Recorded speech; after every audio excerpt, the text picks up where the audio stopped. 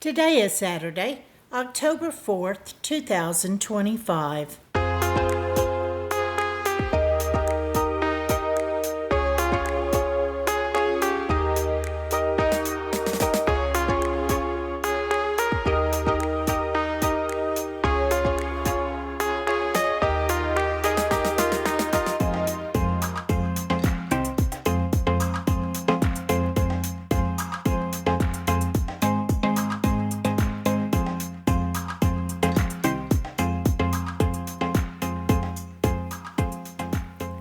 Welcome to the Survivor Fans Podcast. I'm Joanne. And I'm Stacy. And this is the listener feedback show for Survivor 49 Week 2. That's right. We do the recap on Wednesdays. Quite a later Wednesday for us now that we're on the East Coast instead of the West Coast watching the East Coast feed. No, it's just real early, but it's the next day.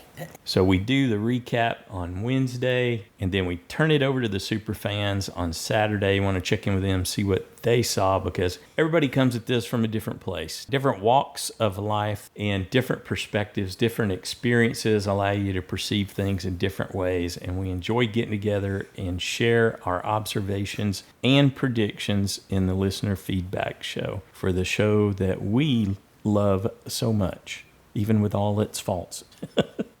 Yes, Survivor, the show. Oh. We got faults too, but I wasn't highlighting ours right now. Okay. Yep, we're a bit out of it. Some long weeks. Yeah, long days. More to come. Weeks more. Okay. Yes. All right, we can do it. Yep. Anything we need to cover before we jump in? How many did we have?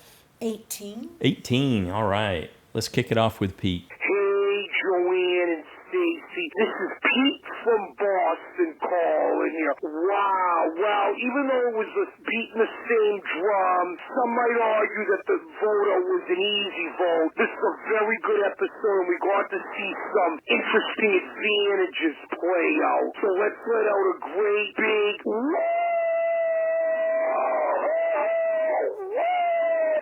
and womp womp for the blue team. Man, what is up with these 40 seeds, especially the later 40s? There's always that one team that gets dismantled and is absolutely terrible at puzzles. It happened last season. I remember it happened in 46 with Q, Kenzie. I just don't get it. It baffles me. But again, in fairness, and Probst has admitted to it too, the heat is unbearable this season, and I did feel for Sophie. And it wasn't just her. Alex couldn't do a lick either. But how come the other teams were able to figure it out and do it, though?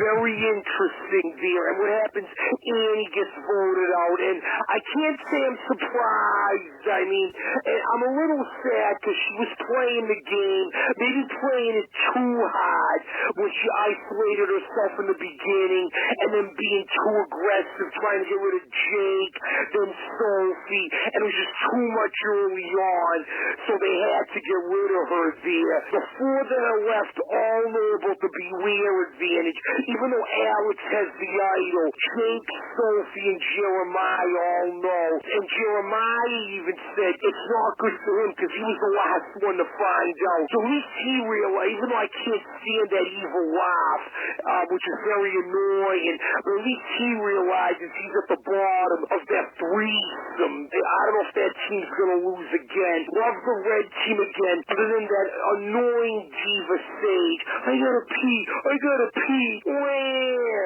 Oh, I hope she goes if that red team loses. Love Savannah. She's playing it right. Not saying she's poverty or Cerie, but she's playing real good, though. I love how she's very observant as she was watching Jawan look for the idol there. I mean, I like again her, Rizzo, Shannon, Nate, but I will say, Stacey, you probably agree, Jawan redeemed himself a little bit when he won the challenge too, the advantage there, and that was real good. And even Savannah said she would keep him in the long haul, so good for him there. And he even gave Yellow the disadvantage, and they still won the challenge. challenge. And yellow, not much for me to say. I'm not a fan of them. I mean, Matt is, I think, full of himself there, and I really like that girl MC. I hope she works with the other Sophie down the road to make something happen. This is a solid episode, guys. I'm going to check out Annie's interview there to see how much blindsided she was, because I think she somewhat saw it coming. And here Probst's podcast. Take care. Woo. Whoa, thanks, Pete. She did not see it coming. She was blindsided, and she totally bought what Alex was selling. And she admitted, she understood, but she admitted she was a little hurt by being called a Karen when Sophie B called her a Karen. And the level of deception she applauded and recognized, but they really got her. And that whole isolation thing was, she said there was two elements to it. One was they were using that to help fake out Nicole. So that's a great example of the long play when they convinced her to pretend to be more isolating to help convince Nicole that she was going to be safe. So playing 2 votes ahead like that is something. And then the other thing was, she said she got obsessed with trying to make sure they had some shelter. And that was why she didn't come with them immediately down to the beach when they were asking her to join them. She was just terrified that they were going to get rained on and end up soaking wet and shivering. And so she said those things undid her. Sure. All right. Thanks, Pete. Next up, we got an email from Addie in Arizona. Hello again, Joanne and Stacy. I'm glad I could send in feedback again. I've been trying to make free time at school to compose an email, and I have done so. I got one of my very first vote out points on Wednesday. I've been playing for multiple seasons now, but yet I still suck. This time it was sort of obvious that Annie was going home, so I'm thankful that my brain didn't overthink this tribal council. Kella is obviously terrible at puzzles, so unless there happens to be a challenge that is entirely physical, they will never ever win. Yeah, although there usually is a mental part of every challenge. I think the Survivor producers don't want to see Kella lose again, so they probably designed the challenge to fit their needs. They tell us that they settle on all those before the season begins. Before the season begins. They have to present everything that will happen. Yeah, so the standards and practices person will sign off on it and all that. Right. Yeah. That's what they say. Back to Addie. Even though Annie was full of it, I don't think Jake's reaction to her throwing his name out was appropriate. For a Canadian, he is very mean and stubborn. Most of my family grew up there, and even though they do get cranky sometimes, they never overreact that badly. On the Uli tribe, I am very disappointed that Sage is still on the outs. I know I said this last week, but it always hurts when your USB is on the chopping block. Mm-hmm. All I'm hoping is that they can win at least until there's a tribe swap, or at least she can survive until then. I put Juwan as my vote out this week simply because I think that Kella will win, and the Hina tribe seems unbeatable. Even 20 pounds of coconuts. Even with 20 pounds of coconut. But who knows? Maybe they'll throw a challenge to get rid of Jason, who is a literal super genius, in my opinion, a serious threat. I can definitely relate to Nate. Kids in my class use horrid amounts of slang, and it's really annoying and very confusing. I can't make any sense of it half the time. Thank you, Joanne and Stacy. Have a good fall break. All right, thank you, Addie. Up next, we've got a call from Rebecca. Hi, Joanne and Stacy. This is Rebecca calling from Maine with my feedback for week 2. And what a cool episode that was. I'm beginning to kind of put the names to the faces and see who is aligned with who likes who wants to work with who. I have to say, for the first time in the new era, I loved all the twists. I loved that on the journey, nobody lost their vote. That really, I know it bothered a lot of people last season where you'd have no choice. You'd just lose your vote. And I thought it was very cool that you didn't win. You still didn't lose your vote. It wasn't like a huge penalty to go on the journey.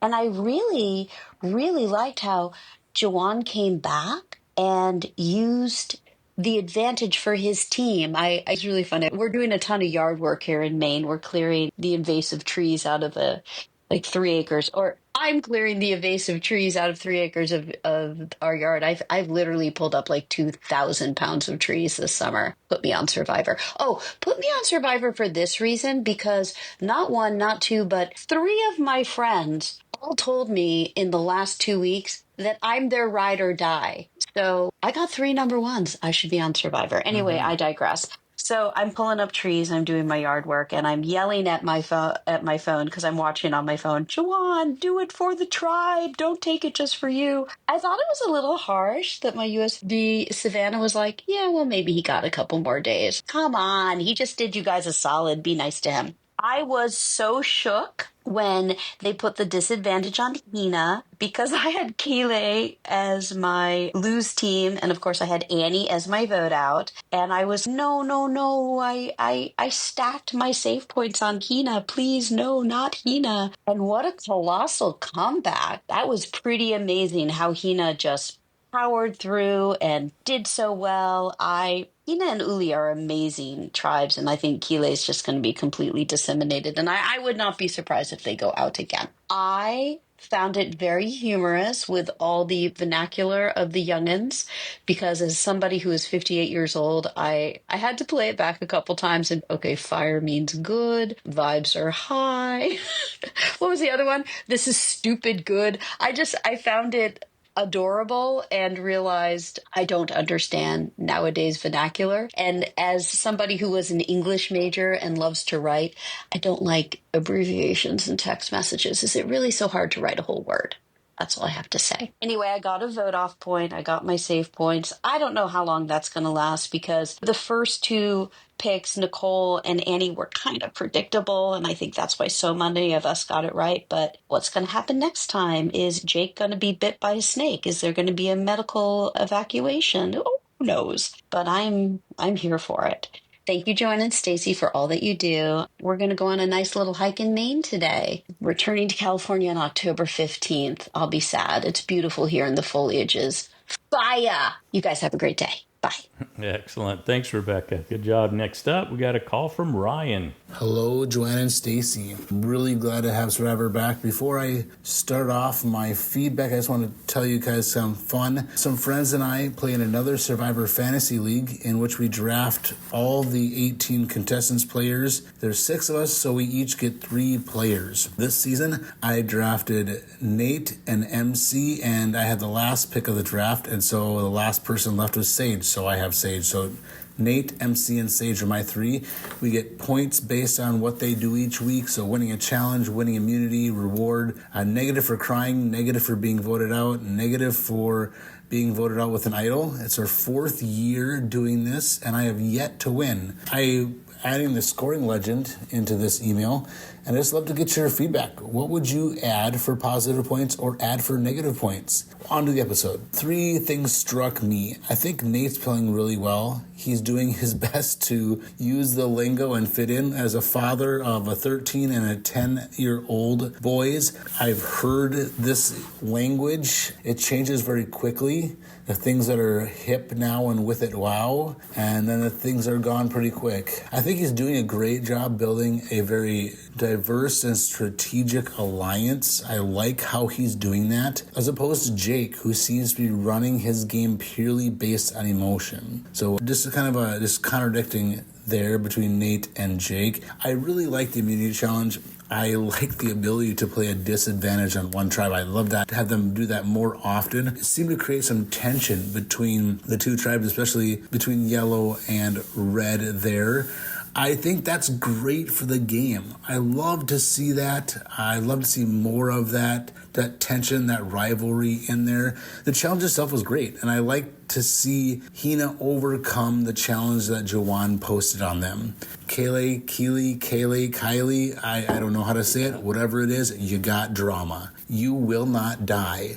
This season feels like it is going to be a high emotion, high drama filled season, and a lack of gameplay. I hope I'm wrong. From the first moments on the beach to this massive overreaction of dying at tribal council, this is a tribe in trouble. So glad we are back. Glad to have the podcast back. Thanks, Joanne and Stacy.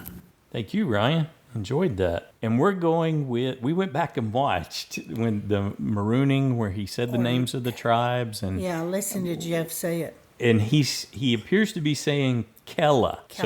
So like Kell and then UH or AH, however you want to do that. But Kella, that's what we're going to try to go with for the name of the blue tribe. If we can remember it. Probably they won't exist very much longer and it won't matter. Oh, well. That would be the upside of that. Actually, I noticed when he said it at the marooning, when he was telling them all the names of the tribes, he said their name quietly. He made it even more difficult than it needed to be. The others you could hear way more clearer than theirs. Anyway, let's see. Probably because he didn't know how to say it either. Maybe. He might have been masking for that, where all of a sudden, he wasn't 100%. I did listen to him say their name in another portion of this week's episode, too, just to confirm that it seemed to both times he did appear to be saying Kella. Yeah, because I was saying Kayla.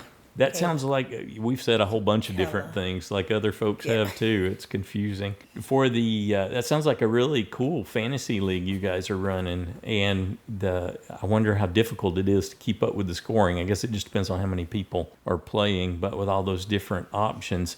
The one thing that popped into my mind when I was listening to you is, I can't remember if you had it on your list or not, but I would award positive points whenever a record was broken, like in terms of challenges or the time to complete a challenge, like when someone makes fire in an even shorter time, that kind of a scenario. Maybe you could make it negative points for when they break a record for something that's not good, like going so many days without eating or having fire. Anyway, that's what popped into my head first. I don't know if you have those or not, but that sounds fun. Thanks, Ryan. Good job. Next up, we got a call from Joe. Hello, Joanne and Stacy and all the amazing Survivor fans. This is Joe from Huntersville, and wow, did we get a character-driven episode this week. First, let's talk about those tiny, tiny worms. Who would have guessed Jeremiah would have been the first to eat them? No actual nutrition value, but I just hope that there are no long-term problems associated with that. Now, let's talk strategy. My pick for the vote-off last week was Matt, and I'm kicking myself. Why? Because the edit was screaming Annie. Every confessional, every whisper, seemed to telegraph that move, and I disregarded it, thinking there was no way they would be that obvious. This is the lesson I learned. Sometimes if it walks like a duck and quacks like a duck, it may very well be a duck. Annie's the self-proclaimed sole leader of her tribe was an obvious vote-off, and they took her out. I really need to remember to stop overthinking the edit. Next, that immunity challenge. When I heard all of the disadvantages thrust onto the Hina tribe, I mean, it was just stacked against them. I thought there was no way in heck they stood a chance. I was ready to label them the guaranteed loser for this challenge. But that is the magic of this game. The major disadvantage had virtually no impact on the outcome. Hina fought and won. That resilience proves that Hina is a real competitor. Finally, let's talk about the big push for a potential Jake medevac next week. I'm calling it now. That is a red herring. The show loves to plant these dramatic seeds early on to mess with us. If it does happen, I'm throwing out my entire playbook and just listening to the screenwriters. This week's show was packed full of jam, from Sage's Easter Bunny costume to Jake's shoe fetish. And of course, Steven's paraphrasing Ferris Bueller about life moving pretty fast. That's Survivor. I could go on and on, but I'd love to hear what everyone else thinks. What was your biggest surprise this week? See you in the funny papers. Excellent. Thanks, Joe. What was your biggest surprise this week? That we didn't see Sophie S. take any action. I thought when MC went to her and told her that she was being targeted that we were going to get some kind of reaction from her. Well, I remember watching it. Yeah, right. Maybe saving it. Right. It wasn't core to who was being voted out, Exactly. and I understand all that. But I really thought she was going to snap to and establish her four. So If they lose, I think you're going to hear more. If and when they lose. pretty much guaranteed, whoever loses, you'll hear more from. Yes. But you'll hear more from her about that. Uh-huh. Yeah. How about you? Did anything surprise you? Let me know. And if so, I can't remember. So, praise. Other than I got the vote off right. Okay. We'll go with that. Thanks again, Joe. Next up, we got an email from Tara in New York. Hi, Joanna, Stacy, and Survivor friends. Even though the ending was spelled out for us by the 3-minute mark, I really enjoyed this week's episode. Annie really underestimated the rest of her tribe and just seemed completely oblivious. She blamed the edit in exit interviews, but Survivor just doesn't seem like her game. She does seem like a cool person, though, and I might even check out her band. Still, I wonder if Kella was regretting Nicole's vote out after that puzzle performance. I can't believe I'm saying it, but my favorite part of the episode was probably watching the journey and how Joanne navigated through it. Finally, players making their own choices and not a single lost vote. Woohoo! I felt bad for Joanne after the bag incident because I do feel it was a very stupid but honest mistake. It was absolutely the best move to come back with an advantage he could physically show to his tribe. Speaking of Uli, it may be wishful thinking, but Shannon still comes across as so fake to me. I'm with you. I can even put aside the crab prayers, but when Sage is telling her mascot story, we see the captioning as Shannon says, "This girl is the Easter Bunny for real."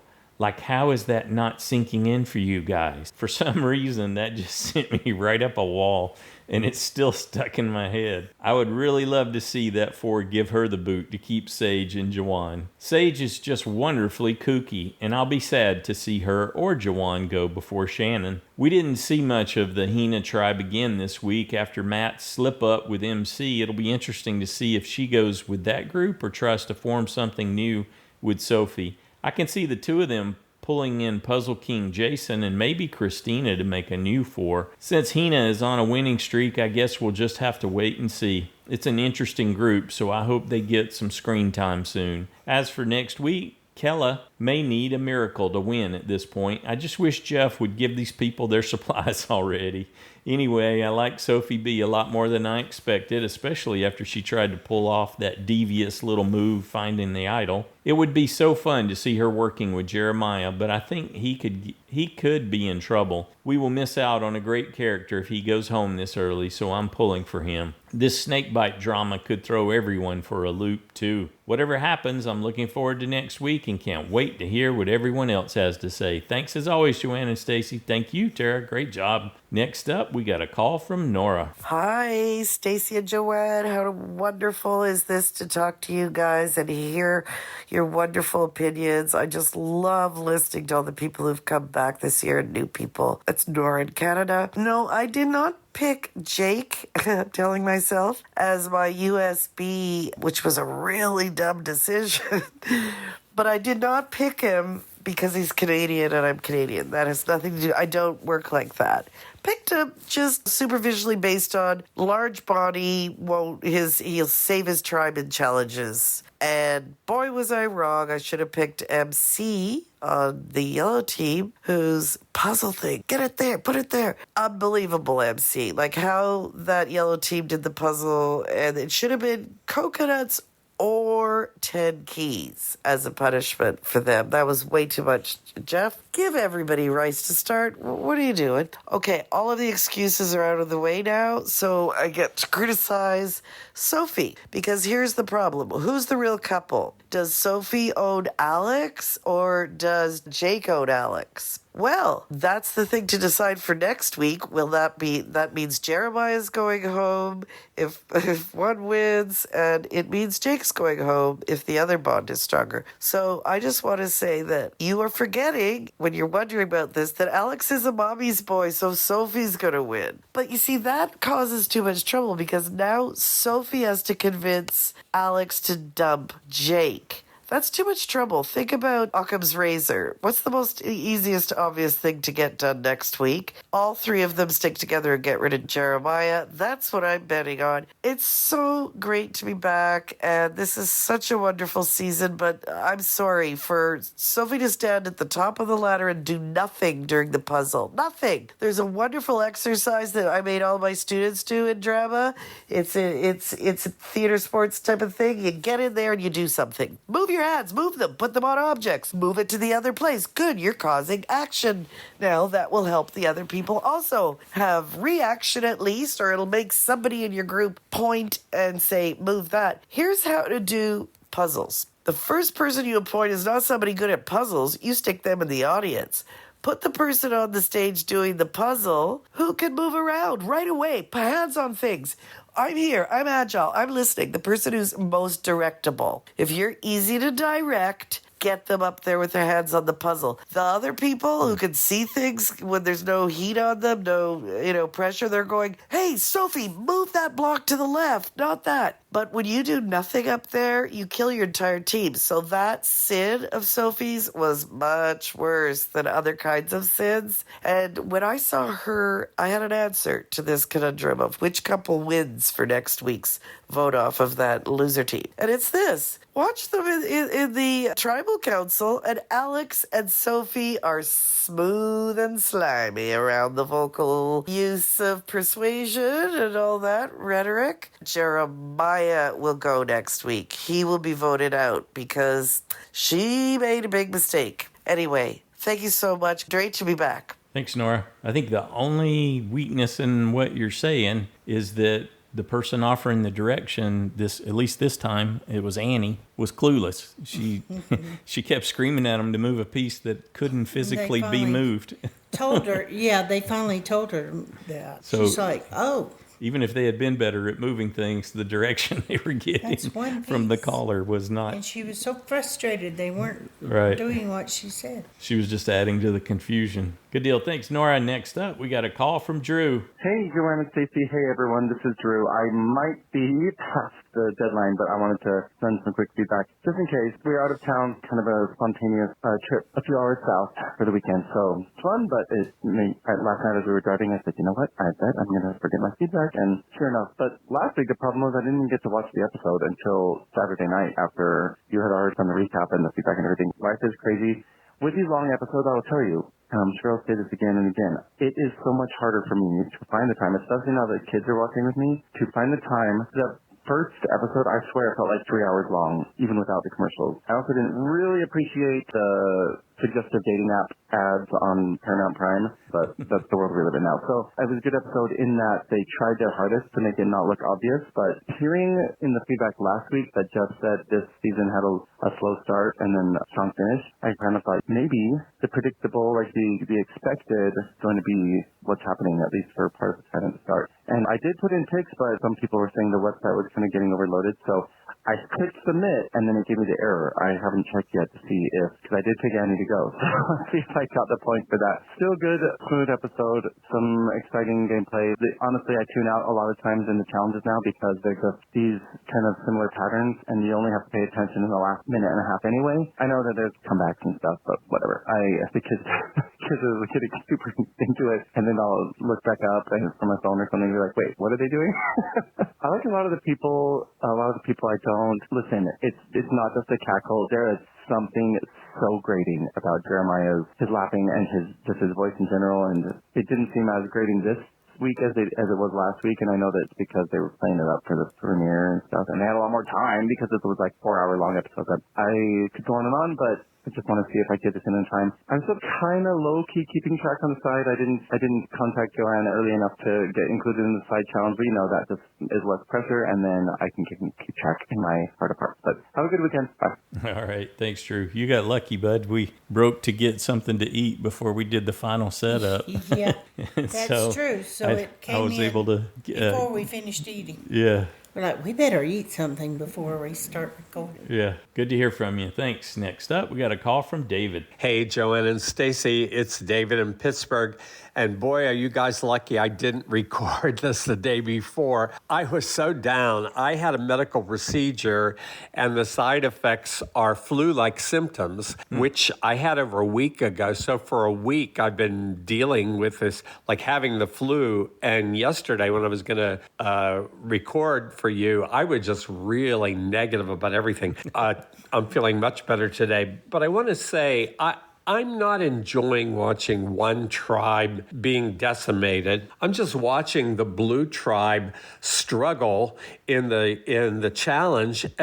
Another team has all these disadvantages, and the blue team is ahead, and they're standing around the puzzle just looking at it, and I'm screaming at the TV thinking, what's wrong with you guys? Well, we know what's wrong with those guys. They're not having any food. They don't have any fire. Apparently, it's really hot there this season. Later, I'm just thinking, I'm feeling a little bad for them, and I don't like the way this is turning out. Jeff is like, oh, this is so difficult. Okay, but you have to make it that difficult for the losing tribe? And there's always going to be one losing tribe. I mean, again, they could win maybe the second challenge, but after the first time, one of the three tribes is going to end up with nothing. And Stacey, you brought up a good question. Is it poor casting, or is it pre-planning for a disaster tribe that this keeps happening?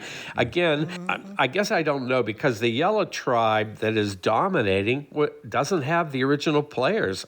Jason, the puzzle guy, and MC, the challenge beast, were not originally on it. So that couldn't have been planned for. But I still feel like when you look at the blue tribe, right away I keep seeing, here's all the weaknesses.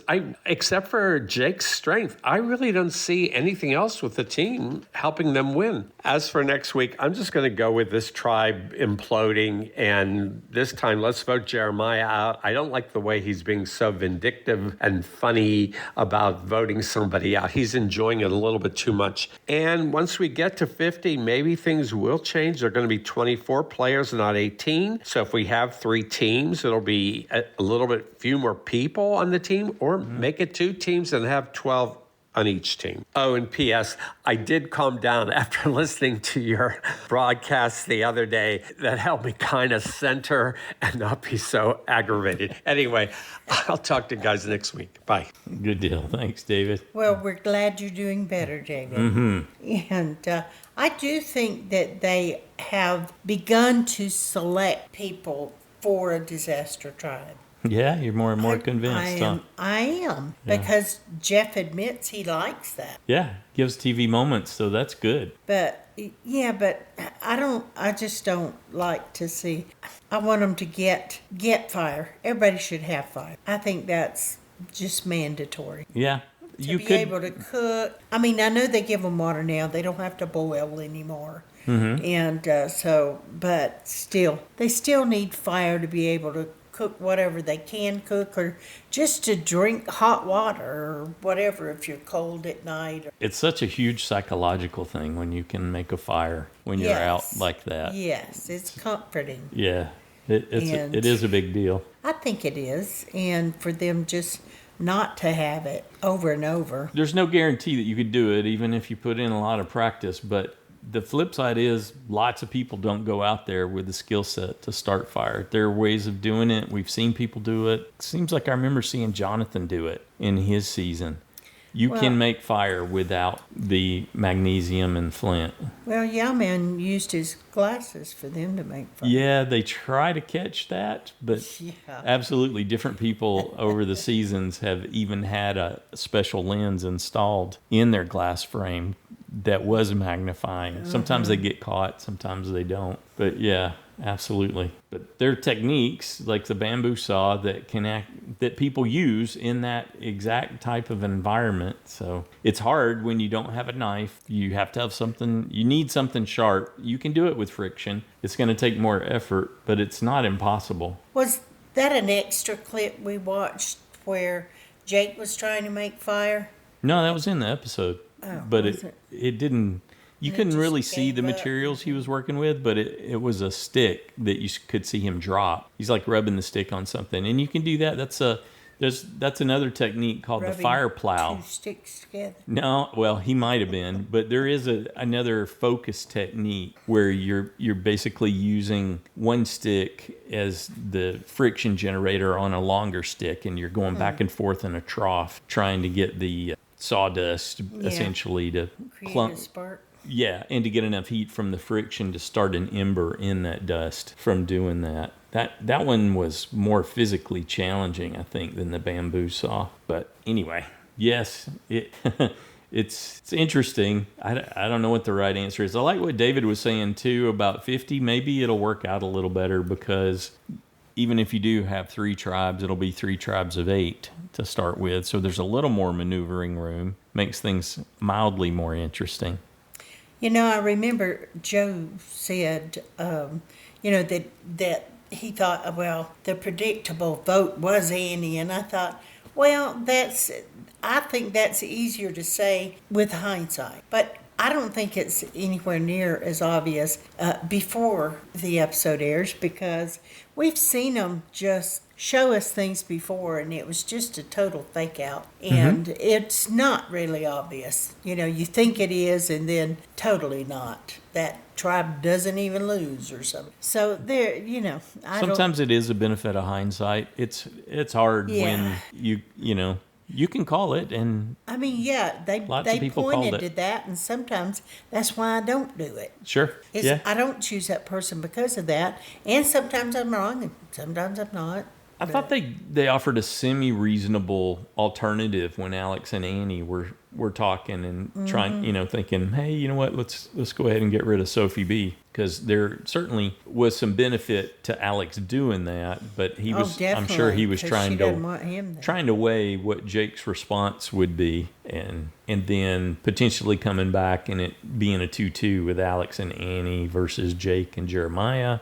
If somehow Jeremiah was able to win Jake's focus, if it were to go that way, I'm sure Alex was weighing all those things, and he had the pressure of time. Thanks, David. Let's check in and see what Parker thought about this episode. Hey, it's Parker from Indiana, and I thought that this was another fun episode. I liked it a little bit better than last week. I feel like there was more conflict, a little bit more happening, and it was a lot of fun. I enjoyed it. Again, we had a pretty obvious boot to where most people playing in the fantasy league kind of sussed out, all right, we kind of know where this is going to go. But now we have our 2 easy votes out of the way. I feel like this next week, something crazy is going to happen. And I wouldn't be surprised if somehow Kelly doesn't lose immunity and we see one of the other 2 tribes going to tribal council, because we have been building up their story. And obviously the one that makes the most sense would be Red going, because you have the whole narrative of Juwan being on the bottom, which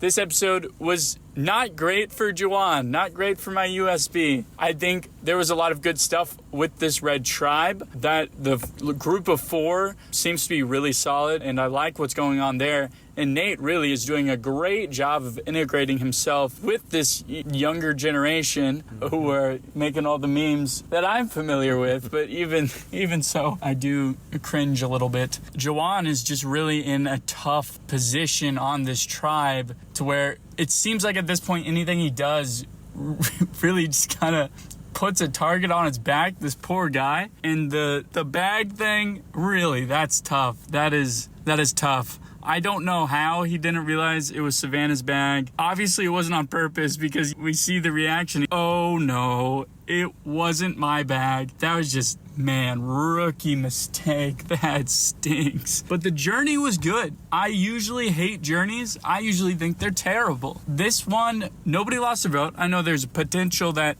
somebody could have, but there was at least a potential.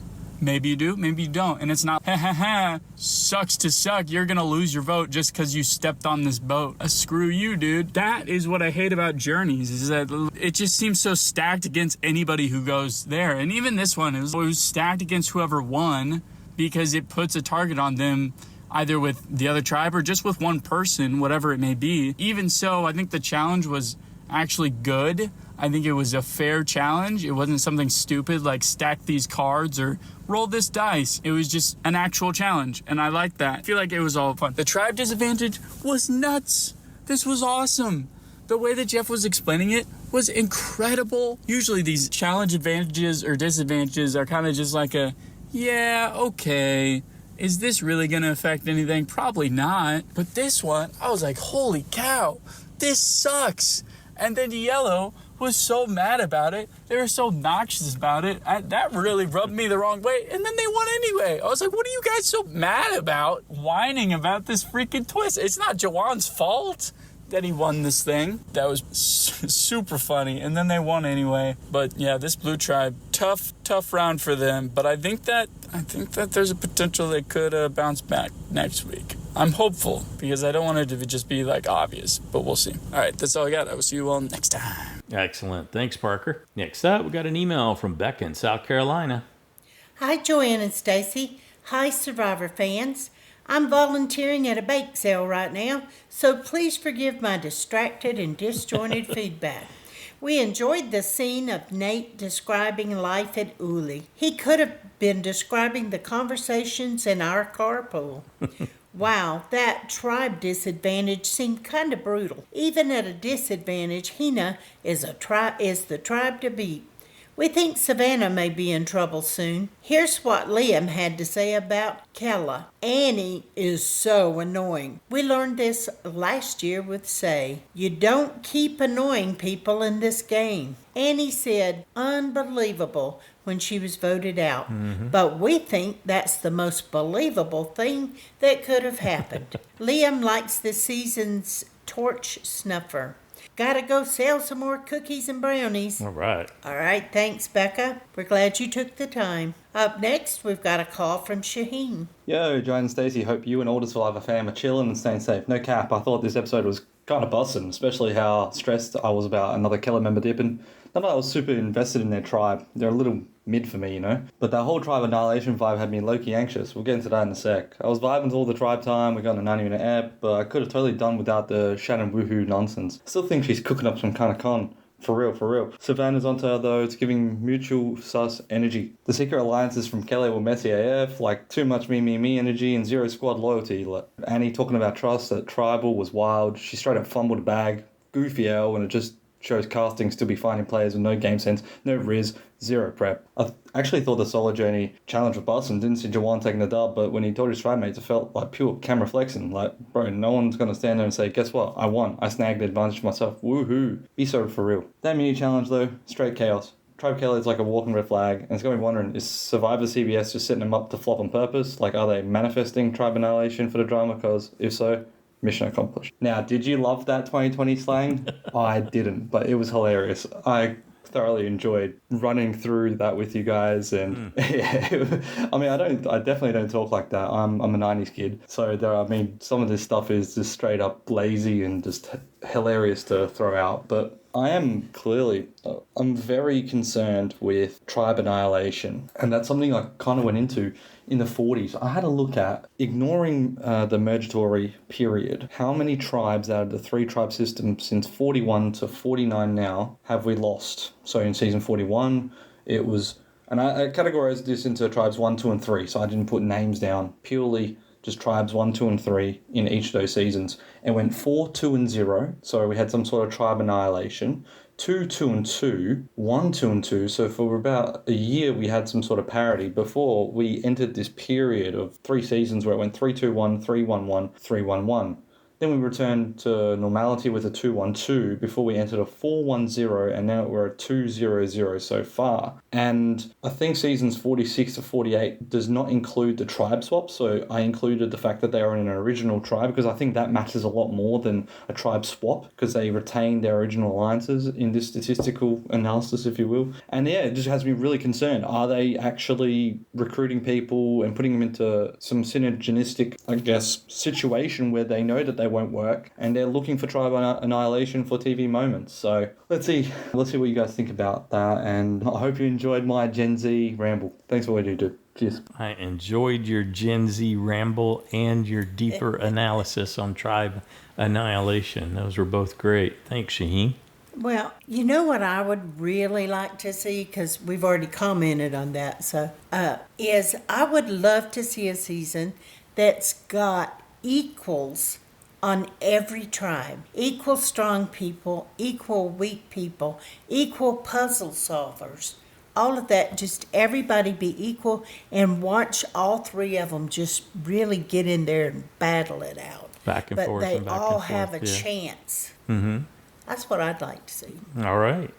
Thanks again, Shahin. Next up, we got a call from Johnny. Hey everybody, it's Johnny from Wisconsin here, coming to tell you guys that now I've finally been humbled enough to say that blue is the disaster tribe. I was in denial for so long. I was, no, this is going to be fine. As long as they have one somewhat competent puzzler, which they don't. So that was the difference. Otherwise, red totally would have gone home, and I think it would have been Jawan. Oh well. As we move on forward, I know that it's probably going to be blue again. Why? Because yellow gets to bench their two worst players. Red gets to bench their two worst players. Blue has to play with what they've got with no resources. Everybody's hungry. Everybody's desperate. It's just not a good look. So if they go home, what I'm looking at is Jake wanting to vote out Jeremiah if it was his way. Alex probably want to vote out Sophie if it's his way. Sophie would want to vote out Alex. Jeremiah would probably want to vote out Alex. Maybe Jake. But here's the issue. Alex with that idol seems like it would be a threat. Seems like everybody would want to flush it out. Everybody knows he has it. And even he knows it's a threat to keep it. And everybody knows he's got it. But is he really going to go home? I think the worst that could happen for Alex is a 2-2 split. I really don't see Jake ever stabbing him in the back. I just don't think Jake's that kind of a guy. So I think Alex would probably want to hold on to his idol because he's just safe. So at this point, now I'd be worried more about Jake potentially going home on some freak accident, like maybe nobody budges, goes to rocks, and he ends up going home. Plus, who knows how he feels medically or whatever. He could just quit. There's all sorts of things that could happen. So for those reasons, I might just go with Jake going home. It seems crazy, but they might just do it. And they know the tribe swap's coming. Jeff's not going to make 2v6v6 happen, or 3v6v6 is so rare. You'd almost just redraw at that point since you can get 5 on every tribe. If I were them, I may as well just get out Jake now so he doesn't destroy us on some other team. That's about all the thoughts I had, but looking forward to what everyone else has to say. However, go ahead. Remember, if that snake did bite him and he did go out, you wouldn't get a point for a medical evac. Okay, let's remember to bring that up at the end too. Okay. When we're doing our wrap up. Don't count on my memory. I think the other. I don't think they'll go 2-2. I liked all the analysis Johnny was doing where he was lining it up because I don't think Sophie B will go to rocks, and she'll know that. Would go. Yes, he would because he's desperate, but. I think they would vote him out. Yes, yeah, she won't go to rock. She'll just take the path of least resistance and vote Jeremiah out. And if she can't talk Jake into taking Alex out, which Jake knows he, has the idol and everything, they all do, but I don't think he would do it either. So I think she would back off and they go ahead and vote out Jeremiah. I believe at this point in the game, she's convinced that she's got a one-up on Alex with Jake. Because you got Jake saying they're both his number ones. He's got 2 number ones. But he protected her. Mm-hmm. He said when Annie got voted out, he said, "I got you," and she said, "I love you," or something like that. Yeah. So well, and he is totally the type of guy that would feel, the little smaller woman and that he should protect. Be the protector. You bet. Be the protector. You betcha. I think it's instinctual for him. Good stuff. Thanks again, Johnny. Next up, we got a call from Justin. Hey, Joanne and Stacy and all the Survivor Superfans. It's Justin from Michigan. So I'm going to have some quick feedback this week. I just wanted to mention I liked the aspect of the journey where they had to target each other. I just wish that it would have been shown more who was targeting who, what their mindset was, and maybe it was just random. Maybe they were just whoever looked like they had the least in their basket, that's who they targeted. Maybe it was as simple as that. But I like those type of challenges because it does bring in some social and strategic element. I'd actually like them to use this as one of the early community challenges in Emerge. When there's 9 or 10 people left and you have to target individuals, it really gives you a good idea of where your standing is with the large group. So I'd like them to incorporate that in future seasons. As far as the decision Juan made, I would almost side with piling on blue. There's less people that are going to be mad at you. Yes, they're going to be even more mad at you than what yellow was, most likely. But the key with the 3-tribe format is just not to lose. So when you weaken the already weak tribe,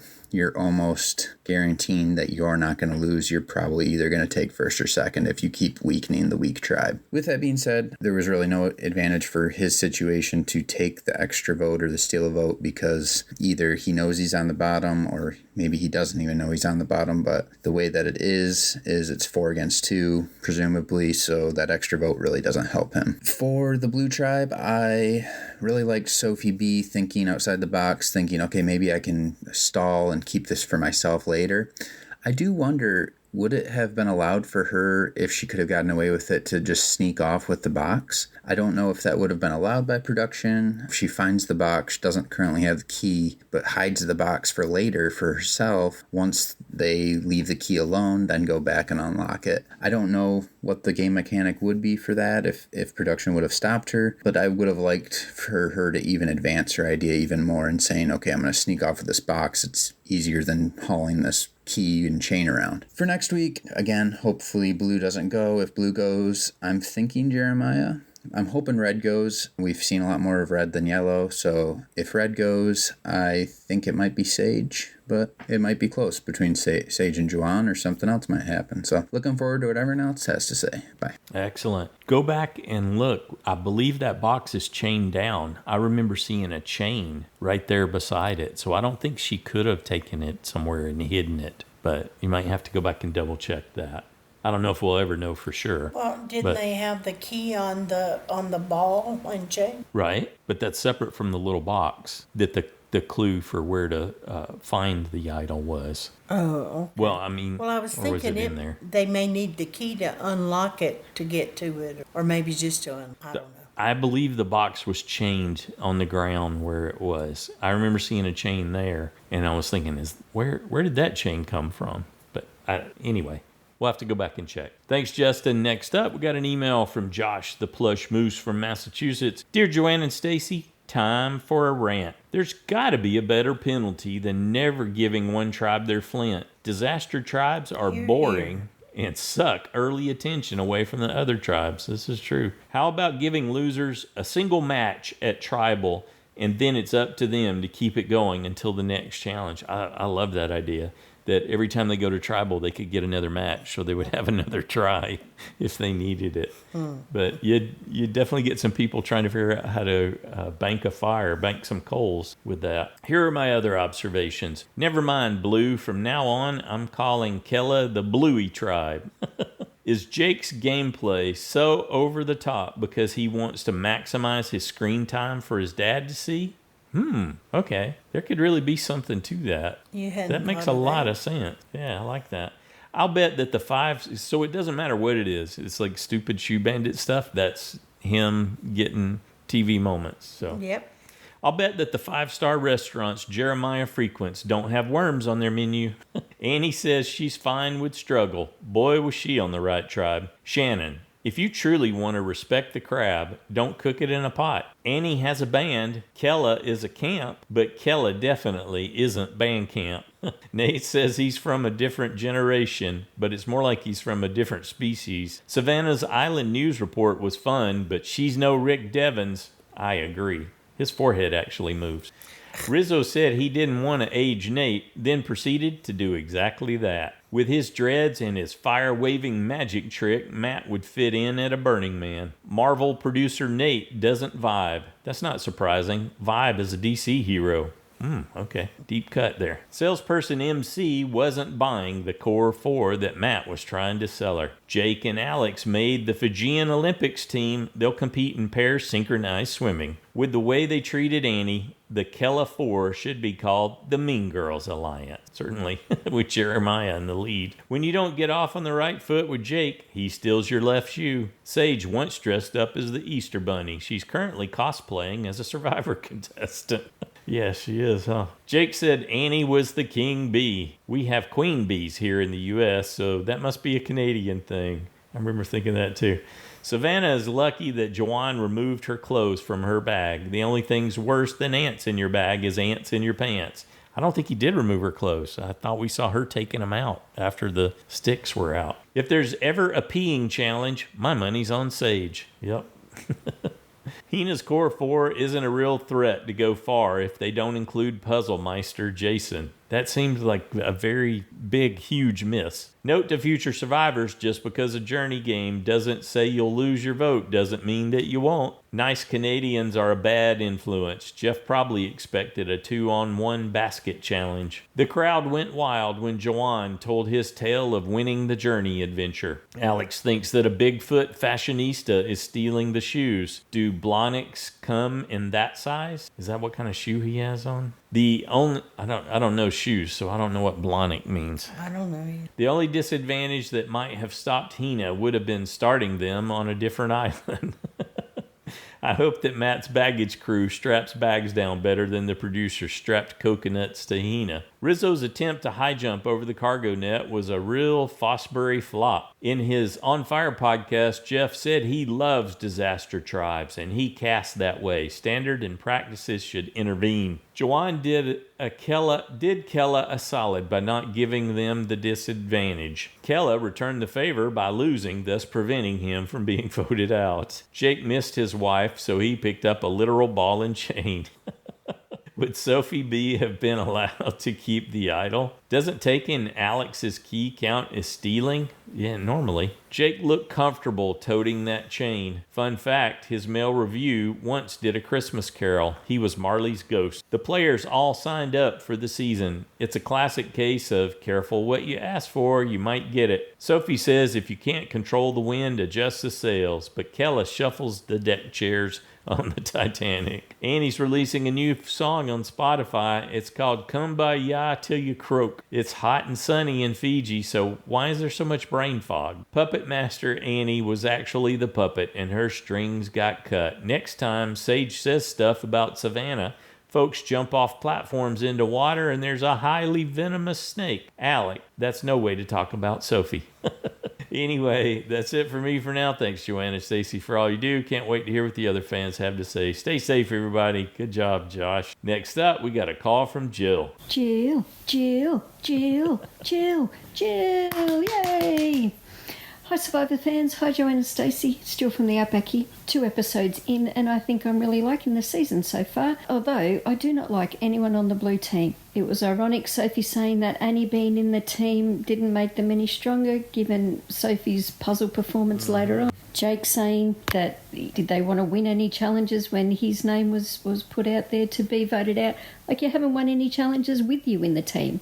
And the whole shoe thing is really, really annoying. Jeremiah with his squeaky voice and the eye rolls, that's really, I just want to slap him. But if you're going to eat worms, at least wash your hands before you're going to do it, and the worms. And Annie's misguided confidence in herself and her ability to play Survivor was breathtaking. I don't think I've ever felt more connected to a Survivor player than Nate.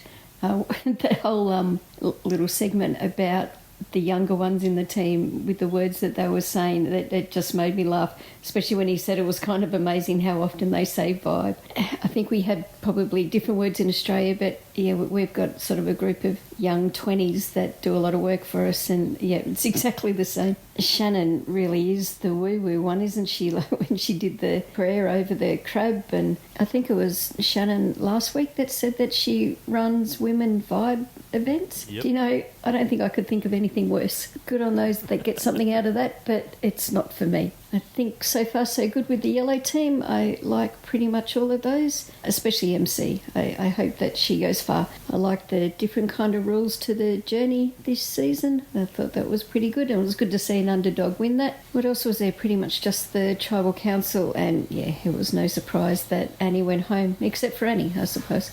Next week we see that Jake gets bitten by a snake. Oh, gosh, I really hope that the snake's okay. Great to hear everyone's voices again. Happy days, everyone. Bye. Yeah, that's it. Send thoughts and prayers for the snake, the sea crate that bites Jake. It'd become a super sea crate. It'd get all roided up. Thanks, Jill. I enjoyed your cheer coming in and all that humor. Appreciate it. Next up, we got a call from Jen. Hi, everyone. This is Jen in California. And here are my thoughts on Survivor 49, Episode 2. Right off the bat, this episode, I see that my Sophie B is a narrator, and that makes me happy. But Annie immediately throwing my girl Sophie under the bus does not make me happy. Over on Uli, Shannon praying over the crab before they slaughter it was a little bit creepy.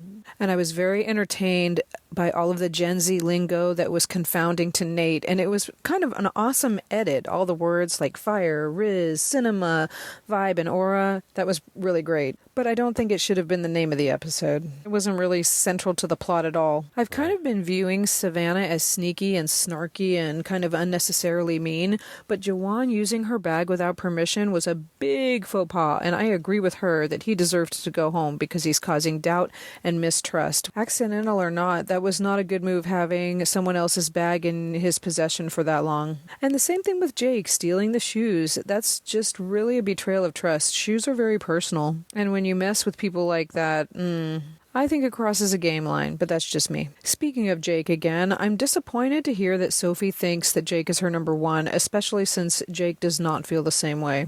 And I know that Sophie knows that. I'm really interested to hear and see how she deals with that moving forward. We were given a little bit of a window into how she's going to be dealing with it by how she dealt with the Beware advantage and the idol search. She found the box but chose to hide it and try to draw attention away from it so that Jake's number one might possibly not come to possess an immunity idol. Good on Sophie. I like the way she's thinking. The immunity challenge just became the Jeff Probst show with the whole give a disadvantage to another team and tell us all why you did it. I don't like seeing the individual tribes talking smack to or about each other until the merge or a tribe swap happens. I think that preserves a healthy level of mystery between the tribes about different personalities and tribe dynamics. The tribe disadvantage twist is just a way to Jerry Springer my Survivor, and I don't like it. It's just my opinion. I didn't think Jawan deserved to be supposedly sitting in judgment of another tribe without knowing anything about them, really.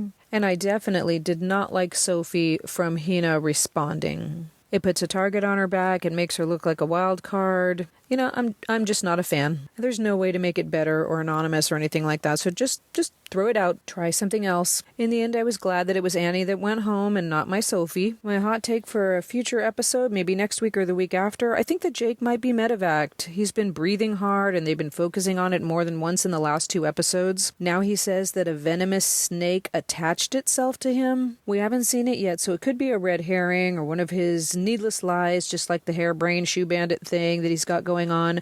But I get the feeling that he's going to be taken out of the game in some sort of way and not voted out, so we'll see. That's it for me. I can't wait to hear everyone else's thoughts and impressions. Till next week. All right. Thanks, Jen. Good stuff. Next up, we got a call from Paul. Hey, Paul in Louisiana here, and I'm going to start by saying that neither Jake nor Jesse B are who I expected them to be. But then again, I usually set my expectations too high, so I'm just not thrilled with their personalities and abilities. At least as much as I thought I'd be. In fact, during the challenge, I was worried that Jake was going to pass out there for a moment. But hey man, if we want to talk about vibes, then I have to say that I'm getting a fair amount of princess or prima donna vibes from Savannah that I didn't get in the first episode. It's always interesting how first impressions change as the episodes fly on by. And where was Jason in this episode? He was pretty much MIA in a strangely obvious way to me. So it's nice to know that Jake couldn't start a fire because that all comes into account for me if he makes it to the final 4. It's also nice to see that instead of learning how to make fire, he decided to spend some free time practicing underwater handstands. Does he know something we don't know, or is he just not planning to get that far? And I couldn't help but notice that even though Jawan didn't use the advantage he won for himself, he was still in danger of being voted off if his tribe had lost. Also, he sort of showed me that if you're going to lie about bringing back an advantage for yourself, you should really frame your cover story the way that Jawan did, and then allow the tribe to determine for themselves that you lost, rather than coming right out and telling them. I think it adds to the believability of the whole tale. Alas, Jawan didn't need to try that tactic, so the point is moot here. So when it came to the challenge, I felt that 20 pounds of coconuts was fine as a disadvantage, but the additional keys, well, maybe that was overkill. Not that it mattered to Hina, though. Our blue team just floundered there at the end in a rather spectacular way. I mean, have we ever seen a puzzle left completely unsolved before? Especially when the team got to it before anyone else.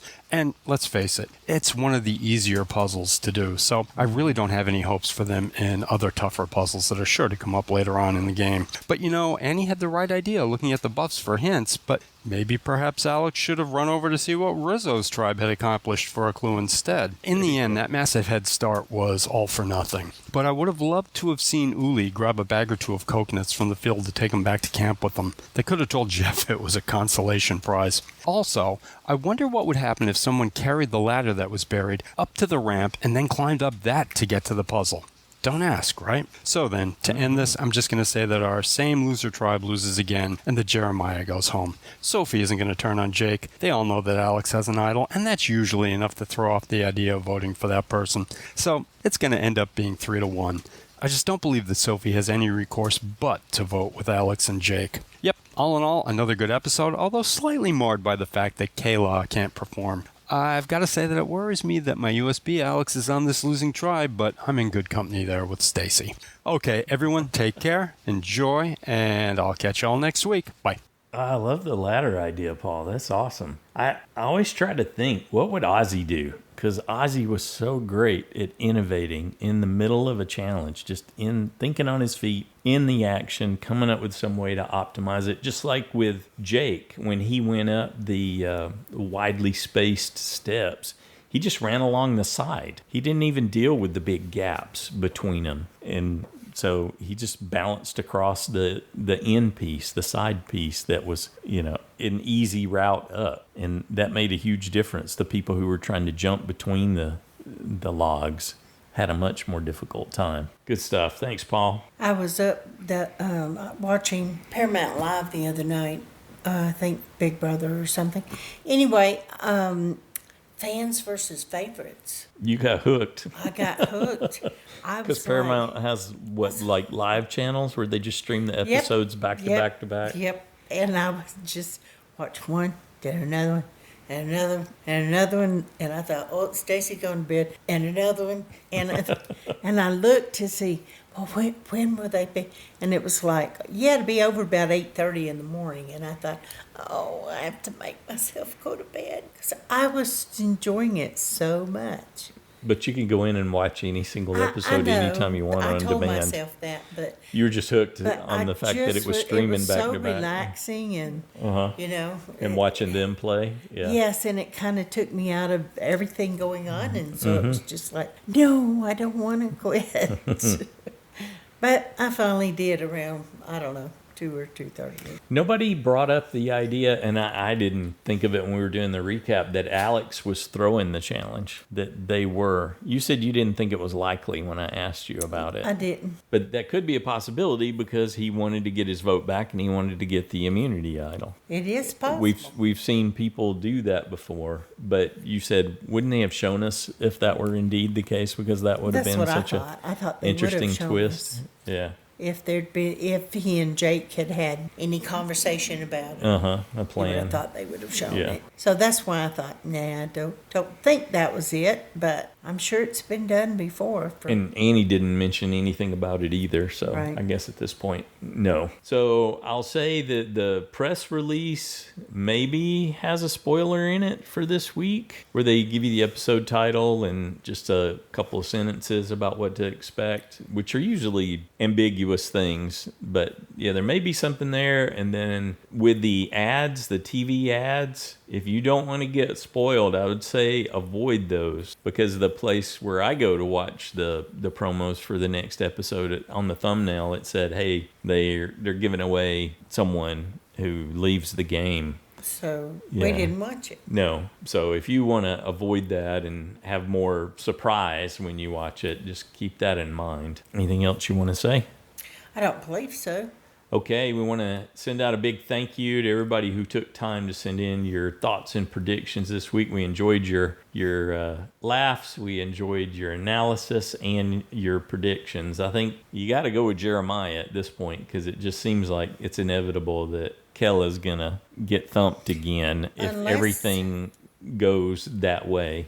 Unless if someone does go home, they might say, we're not sending anybody home. But and so, I think they probably... Right, just to recap what you had mentioned earlier, if there is a medical evacuation, that doesn't count toward your score on... That's right. For a vote out, just a GSF. They have to actually be voted out by the tribe. We also want to say special thanks to Christy, Erica, Hazel, and Tara for your donations. Thank you so much. We greatly appreciate your support and helping with our operational costs. That's so huge. You probably have no idea how big a help that is, but we deeply appreciate your generosity.